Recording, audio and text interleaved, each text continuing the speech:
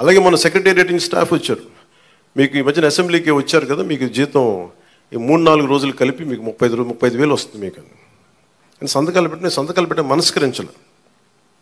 నేనేమనుకున్నాను, జీతం తీసుకొని పని చేద్దాం అనుకుంటే యాక్చువల్లీ లోపలికి వెళ్ళి పంచాయతీ నిధులను చూస్తూ ఉంటే డబ్బులు లేవు. పంచాయతీ శాఖలు ఎన్ని వేల కోట్ల అప్పులు ఉన్నాయో తెలియట్లా.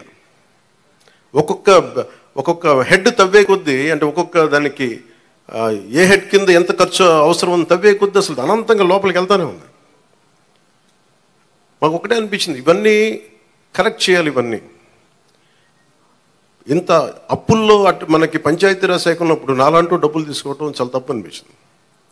అందుకని వాళ్ళకి చెప్పి నేను జీతాన్ని వదిలేస్తున్నాను, నా జీతాలు ఏం వద్దు, కానీ నా దేశం కోసం, మా నేల కోసం పనిచేస్తున్నాను. ఎందుకంటే ఇది పరిస్థితుల్లో మేము ఇచ్చే పరిస్థితుల్లో ఉండాలి మనందరం.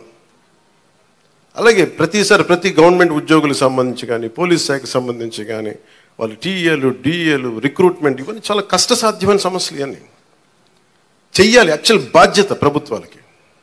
నేను ఈ రోజున ప్రభుత్వంలో భాగస్వామిగా చెప్తున్నాను.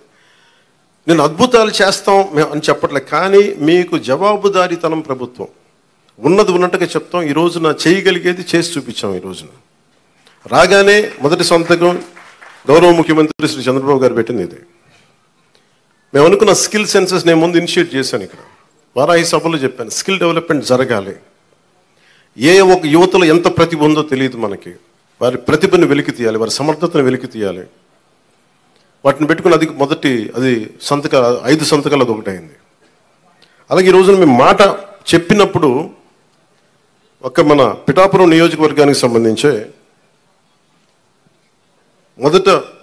మొత్తం పెన్షన్స్ అందుకునే లబ్ధిదారులు 40,765 మంది. దీనికి సంబంధించిన డబ్బు రూపంలో మొత్తం 27,34,00,000. వృద్ధాప్య పెన్షన్లు అందుకునే వాళ్ళు దాదాపు 20,396. వితంతు పెన్షన్లు అందుకునే వాళ్ళు 9,970. దివ్యాంగులు పెన్షన్ తీసుకుని 4,819. మత్స్యకారులు 1,498. చేనేత కార్మికులకు సంబంధించిన 997. కల్లుగీత కార్మికులు 619. డప్పు కళాకారులు 230. ఇలా కాకుండా అలాగే ట్రాన్స్జెండర్స్ కానీ, ఇందాక మీరు మాట్లాడుతూ ఉన్నారమ్మా, దీని గురించి మీరు ప్రత్యేకంగా మీకు మాట్లాడతాం మీ గురించి ప్లీజ్. కరెక్టే, ఇవన్నీ మీరు ఒక్కరోజు వినండి. మీరు ఆవేశపడకండి, కూర్చోండి, వినండి. దయచేసి వినాలి. మీరు జర్నలిస్టా, మీరు సంఘం నుంచి వచ్చారు? ఓకే, కూర్చోండి ప్లీజ్, కూర్చోండి. ముందు ఎక్కడో చోట ఒక అడుగు మొదలు పెట్టాం. తమరి పేరు? మీ పేరు సార్? ఓకే, గోవిందరావు గారు. ఇది ఎక్కడో ఒక చోట మొదలు పెట్టాం, గుర్తుపెట్టుకోండి. ఇందాక కలెక్టర్ గారు కూడా అదే చెప్తున్నారు. ప్రతి ఆల్టర్నేట్ వీక్ నేను వచ్చి పిఠాపురంకి వచ్చి కూర్చుంటాను. అవి ఏవైతే ఉన్నాయో అవి ఇవ్వండి ఖచ్చితంగా. దీంట్లో కూడా చాలా ఛాలెంజెస్ ఉన్నాయి. గత ప్రభుత్వం కూడా అర్హత లేని వాళ్ళని పెట్టారని, అర్హత ఉన్న రకరకాల కామెంట్స్ ఉన్నాయి. వీటన్నిటికీ కలెక్టర్ గారు వీళ్ళందరూ సలహాలు ఇచ్చేది ఏంటంటే, కేంద్ర క్యాబినెట్కి చెప్పాలి, మనం రాష్ట్ర క్యాబినెట్కి చెప్పమంటుంది ఏంటంటే, ఒక రీసర్వే కూడా జరిగితే చాలా మంచిది దీని మీద అని.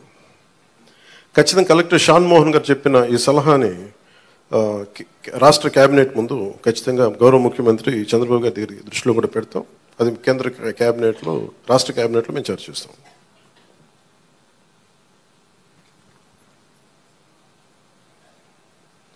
ప్రతి ఆల్టర్నేట్ వీక్ కలెక్టర్ గారు ప్రత్యేకించి వచ్చి ఏమైతే ఈ సమస్యలు ఉన్నాయో, గ్రీవెన్సెస్ ఉన్నాయో ఆయన మాట ఇచ్చారు. అంటే ఒక యువ కలెక్టర్ అంత ముందుకొచ్చి, నేను ప్రతి 2వ వారం వచ్చి కూర్చుంటానంత బిజీ షెడ్యూల్ నాకు తెలుసు. ఒక అడ్మినిస్ట్రేషన్ ఎంత కష్టమో నాకు తెలుసు. అలాంటి సమయంలో ఎవ్రీ ఆల్టర్నేట్ వచ్చి నేను ఇక్కడికి వచ్చి గ్రీవెన్సెస్ నేనే వ్యక్తిగతంగా చూస్తాను అన్నందుకు వారికి ప్రత్యేకంగా మోహన్ గారికి నా ప్రత్యేక కృతజ్ఞత. అలాగే చాలా సమస్యలు ఉన్నాయి. ఇప్పుడు ఉదాహరణకి మనకి 40% దాటితే తప్ప మనకి దివ్యాంగుల సర్టిఫికేట్ రాదు అనేది డాక్టర్లు అసెస్ చేయాలి. ఒకసారి 90% ఉంటుంది కానీ దాన్ని అసెస్ చేయరు. అందుకని ఇందాక మాట్లాడుతున్న సదరన్ సర్టిఫికేట్ నేను పదం అంటే ఒక డాక్టర్ వచ్చి ఇది ఎంత శాతం మనకి ఈ వారి శరీరంలో పనిచేయట్లేదు, ఏ అవయవాలు పనిచేయట్లేదు ఒక నిర్ధారణకు రావడానికి దాదాపు కొంచెం ఆ సమయం తీసుకోవాలి. దీన్ని నడిపే నాయకత్వం కానీ వ్యవస్థ కానీ అన్నీ ఉన్నాయంటే ఉన్నాయి కానీ నిర్వీర్యంగా ఉన్నాయి, కొంత జోష్తో పనిచేయట్లేదు. మేమందరం ఎందుకున్నామంటే ఇక్కడ ఈ రోజున కూర్చోబెట్టి ప్రతి గంట ఈ రాష్ట్ర అభివృద్ధి కోసం పనిచేయడానికి, ప్రజా సంక్షేమం పనిచేయడం కోసమే ఉన్నాం. ఎందుకంటే మేము విజయయాత్రలు చేయడానికి నేను లేను ఇక్కడ. ముఖ్యంగా నాకు సంబంధించినంత వరకు నేను పిఠాపురానికి సంబంధించి పిఠాపురం నీటి సమస్య తీర్చాలి, ముందు కనీస రక్షిత మంచి నీరు ఇవ్వగలగాలి, అట్లీస్ట్ ఒక ఎమ్మెల్యేగా నా కనీస బాధ్యత. ఉపాధి అవకాశాలు తీసుకురావాలి, అలాగే ఎన్ని పెన్షన్స్ ఉన్నాయో సరైన అర్హులందరూ మిస్ అయిన అర్హులు ఎవరైతే ఉన్నారో వాళ్ళందరినీ ముందుకు తీసుకొచ్చి గుర్తించి వాళ్ళకి ఇచ్చేలాగా నా మొదటి ప్రయత్నం. అలాగే ఏవైతే మనకి ఈ సమస్యలు అయితే ఉన్నాయో మనకి వ్యవసాయం సంబంధించి కానీ కాలువల పూడికలు కానీ, అలాగే ఇప్పుడు చూస్తున్నారు బయట ఆ డయేరియా మనకి డ్రైవ్ చేస్తున్నారు ఇప్పటి నుంచి ఆగస్టు దాకా. ఎందుకంటే చాలామంది శుభ్రంగా పారిశుద్ధ్యం పరిస్థితులు లేకపోవడం వల్ల. నేను పంచాయతీరాజ్ శాఖ మన మీటింగ్లో కూర్చొని ఉంటే చాలా అద్భుతమైన వ్యక్తులు ఉన్నారు, అడ్వైజర్స్గా ఒక్కొక్కరు కూర్చొని ఎంత గొప్పగా చేస్తున్నారంటే కాకపోతే వాళ్ళ సమర్థతని ప్రతిభని ఉపయోగించుకోవడం మనకు తెలియట్లా. అందుకే నేనేం చెప్పానంటే ముందు మన పిఠాపురం రాష్ట్రం మొత్తం అమలు చేయడానికంటే ముందే మన మండలాల్లో మన కొత్తపల్లి ఉప్పాడ మండలం కానీ మిగతా మనకి గొల్లప్రోలు మండలం కానీ ఇక్కడ మనకున్న మండలాల్లో ఎక్కడో చోట కొన్ని పర్టికులర్ గ్రామాలని పంచాయతీలను సెలెక్ట్ చేసి అసలు పారిశుద్ధపు సమస్య తీసేలాగా ఉండాలి. అది ఫస్ట్ నా ప్రయారిటీ. అది కనీసం రక్షిత మంచినీరు, కనీసం పారిశుద్ధ్య శుభ్రత ఉండేలాగా. సో ఆ ప్రయత్నంగా ముందు మేము అడుగులు ఇస్తాం. ముందు కూడా నేను చెప్పాను, ముందు విజయయాత్ర పెట్టమన్నారు రాగానే. నేను చెప్పాను నాకు ఒక్క ప్రజల్ని ఇబ్బంది పెట్టే సమస్య కానీ, పని చేయాల్సిన పోలీస్ వ్యవస్థకి అదనంగా మళ్ళీ బందోబస్తు డ్యూటీ చేసి బరువు పెట్టే బాధ్యత కానీ పెట్టకండి. వాళ్ళు పని చేయాలి, వాళ్ళు ప్రజల కోసం పని చేయాలి. ఎంతసేపు కూర్చోబెట్టి మనం గత సంవత్సరాలుగా నలిగిపోయాం. ప్రతిసారి నేను రోడ్డు మీదకి వచ్చినప్పుడు ఎంత నలిగిపోతారో నాకు తెలుసు.